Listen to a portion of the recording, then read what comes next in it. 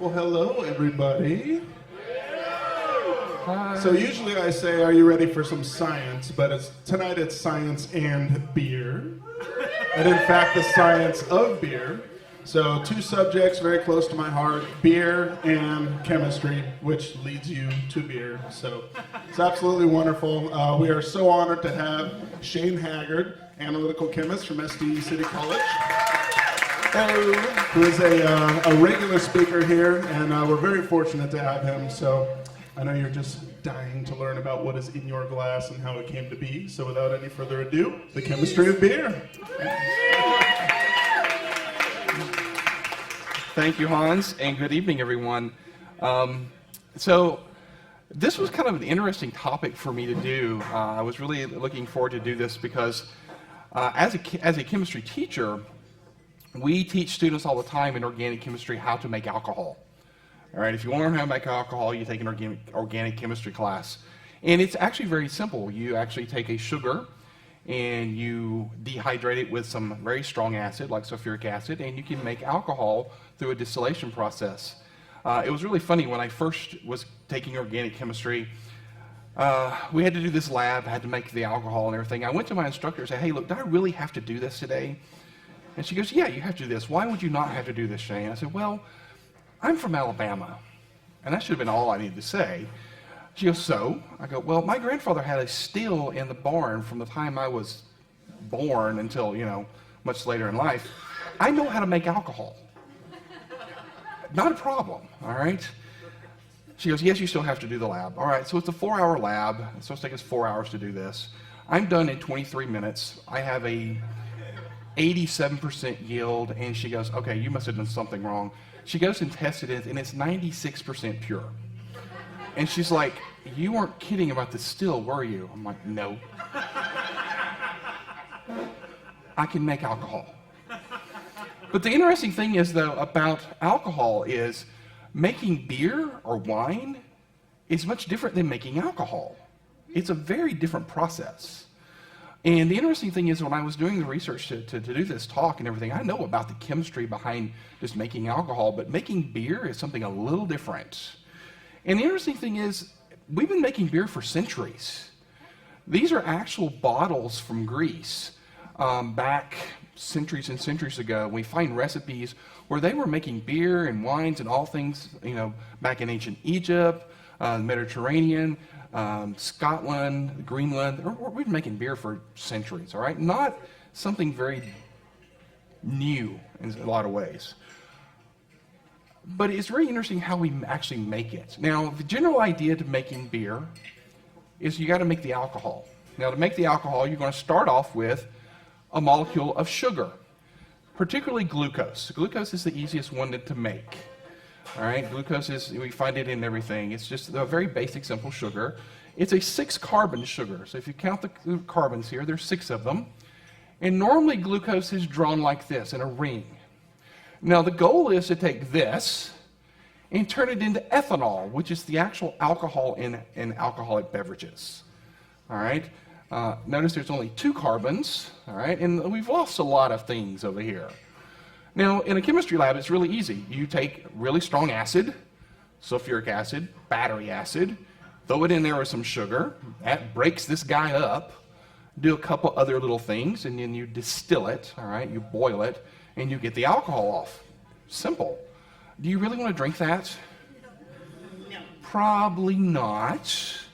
So in beer making, there's other processes we need to take into account. We really don't want those harsh chemicals in making our beer. So, the basic ingredients for beer are 4 things. Water, a source of starch, and we'll talk about those sources of starch, yeast, interesting, and then flavoring. So these are the basic 4 ingredients of beer. And we're going to start off with water. Water is the easiest. Beer is mostly water, all right? And we're going to use water throughout this whole process of making the beer and use the chemistry of water to actually help us make a really good beer, make a really good flavor. And you're going to see how water comes into play, because we're going to boil the water, boil all the ingredients in water, and that's how we're going to make the really good beer. All right, but one of our most important ingredients is actually that of starch. We don't actually start with glucose when we make beer. We actually start with starch.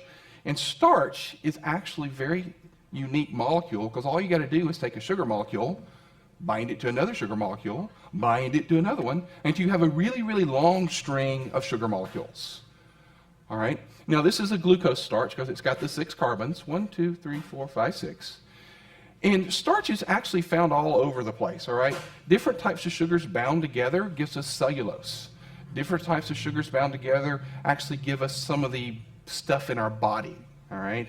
Fat is a derivative of starch, all right? So I got a lot of starch in me, all right? So starch is going to be our starting material, not glucose. So that's going to be our starting material. Now, where do we get the starch? Normally, we get the starch from grains. And this is actually barley, all right? And we're going to start off with some type of grain, barley, corn, just something that's really starchy. And it's important to have something that has a high starch content because that's going to give us a better alcohol content. So we're going to start off with some barley, and we're going to take the grain, and then we're going to do something very interesting with it. We're going to let the grain, the barley, actually germinate. Now, germination is where we're going to take it and we're going to soak it in some water. Now, I have to say, these pictures that you're seeing here are actual pictures from here at Wavelength, from their Facebook page, in their process of making beer. I just thought it was really cool that they show how they actually make beer in some of their processes. So these are actual pictures from here of them making what you're drinking. This is really good stuff right here. Sorry, I need a drink. I figure if I'm talking about beer, I should drink beer, right?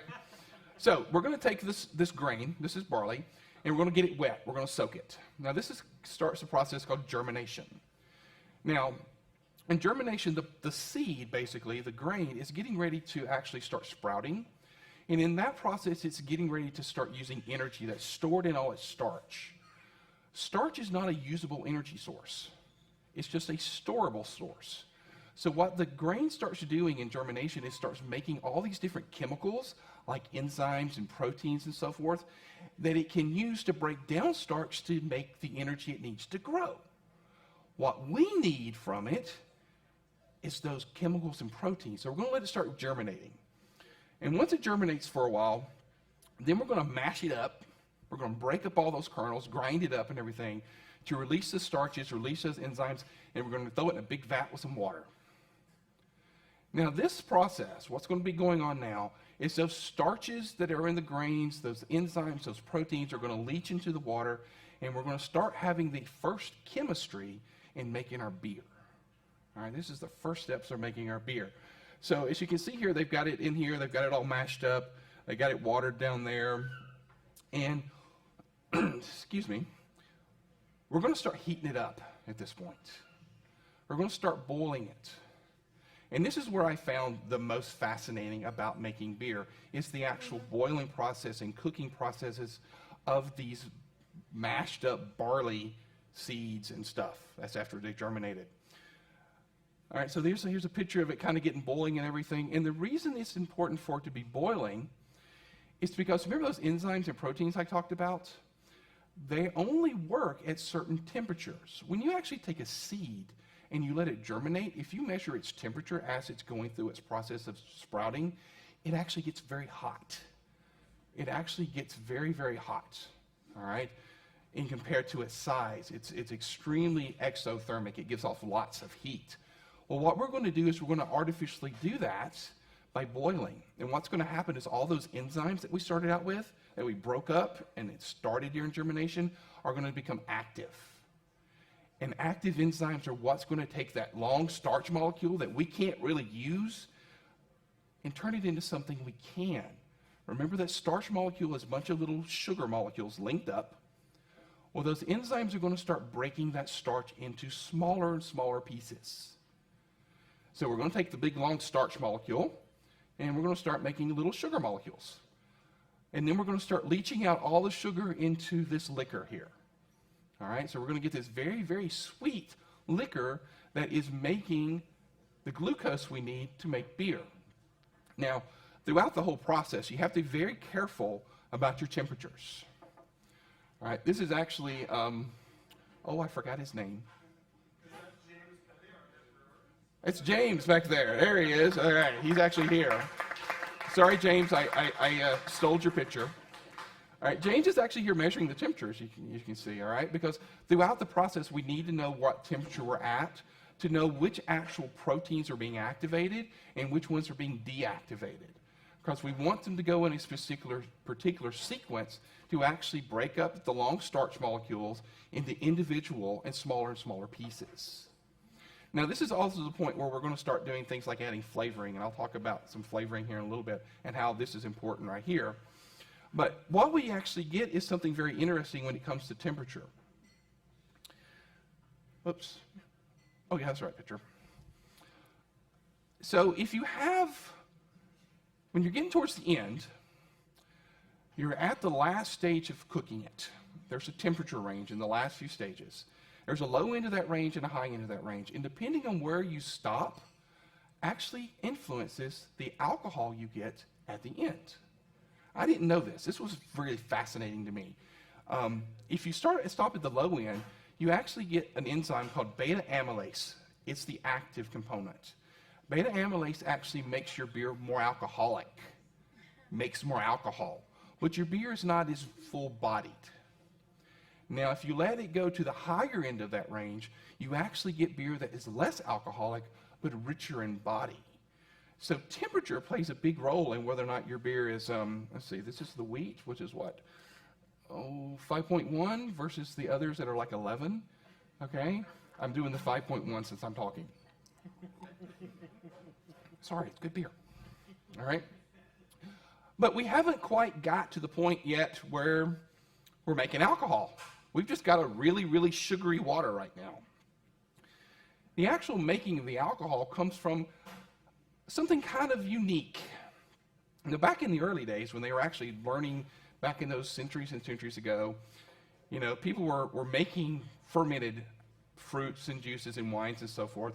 They really didn't know how the process worked. They knew that if they took this stuff and they let it germinate and they let it do all this stuff, that at some point they would get alcohol, which was really good, but if they went too long, they'd get kind of gross stuff.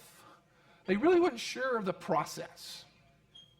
It wasn't until we actually invented the microscope that we discovered that the actual thing making the alcohol in our beer is yeast. In the olden days, what they would do is they would stomp things with their feet, mash it with their hands, leave it out in the open. I'll let you guys think about that as you drink your beer. All right? We're glad we have newfangled technology today. But this is actually a picture from here of actual yeast cells. Now, yeast are fungi, fungus, whatever you want to call it, all right? And they actually take the sugar and convert it into something that they need to grow. Now, how they do that is through a process called fermentation. All right, fermentation, that's how we get the good stuff. So here's a yeast cell. That's a nice little picture. They take the glucose and they do fermentation, which is actually a multi-step process, like 20-something steps. All right, and I'm not going to bore you with all 20 of those because I had to learn those when I was taking biochemistry, and let me tell you, it's pretty damn boring. But anyway, they take that and they turn it into energy. All right, and that energy is what helps them grow. Now, the nice thing about it is this process gives us something we like, that alcohol. All right, how many of you bake bread?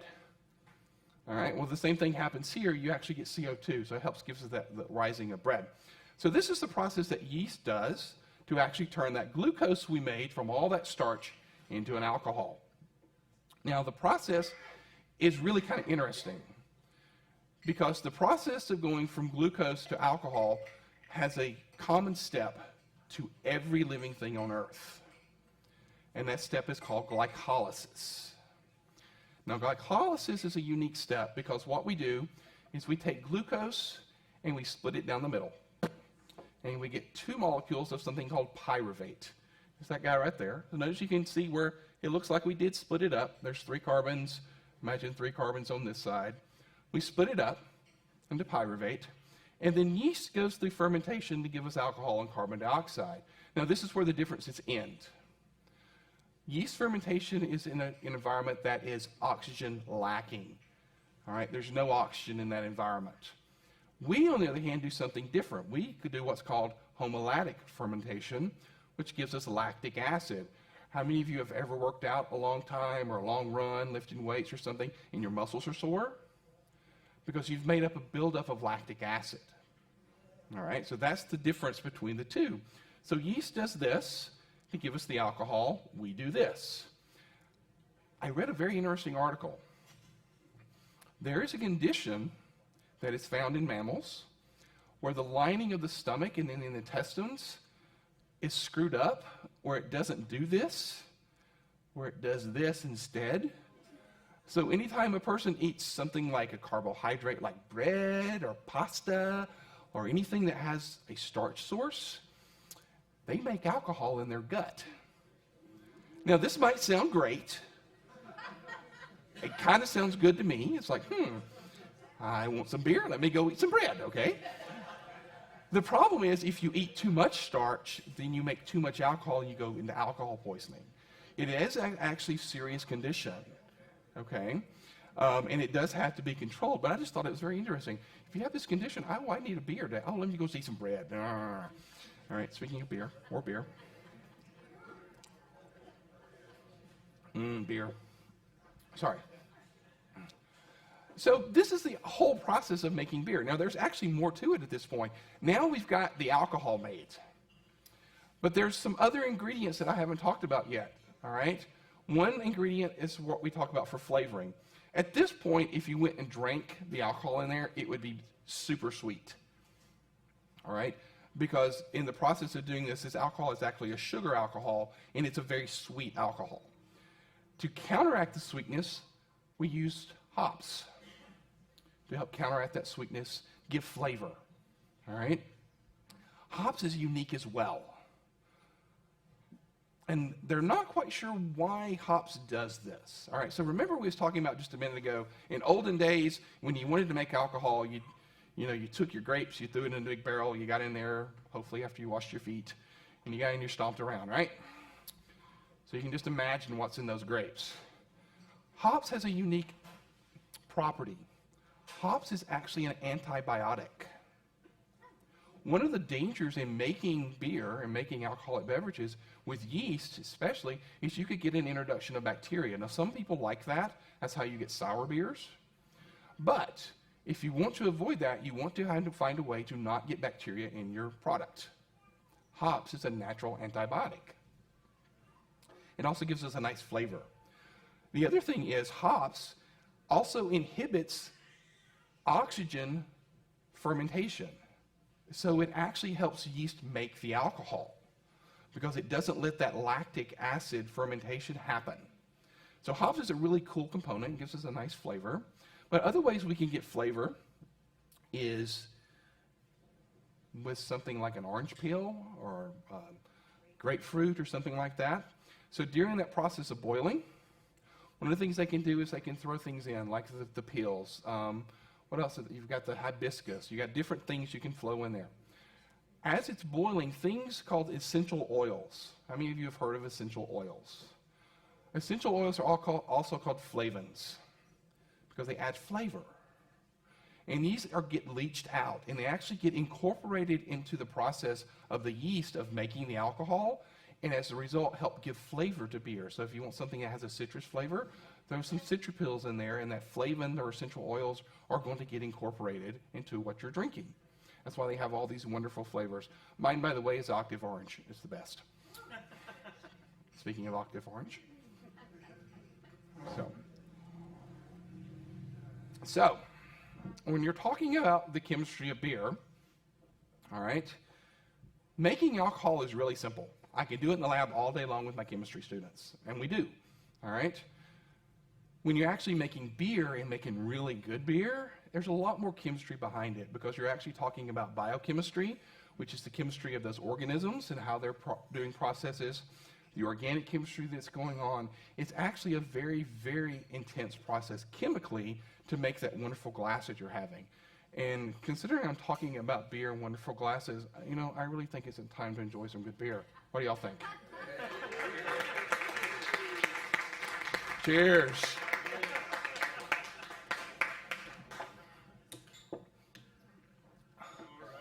All right, thank you so much, Shane. It was wonderful having you here tonight. Everybody, one more time, Mr. Shane Haggard.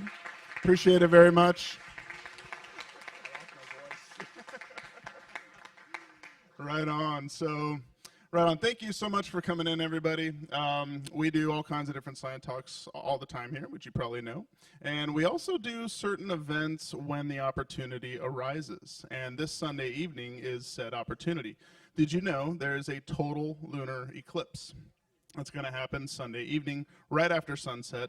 And we just so happen to be situated that you can literally see this eclipse out the front of the brewery. So Sunday, we're going to do $4 pints all day long, and we're going to have music. We're going to take the telescopes out on the sidewalk and, yeah, celebrate a total lunar eclipse. So maybe we'll see you Sunday. Thank you so much, everyone. Have a good night. Thank you. I hope I didn't screw that up too bad.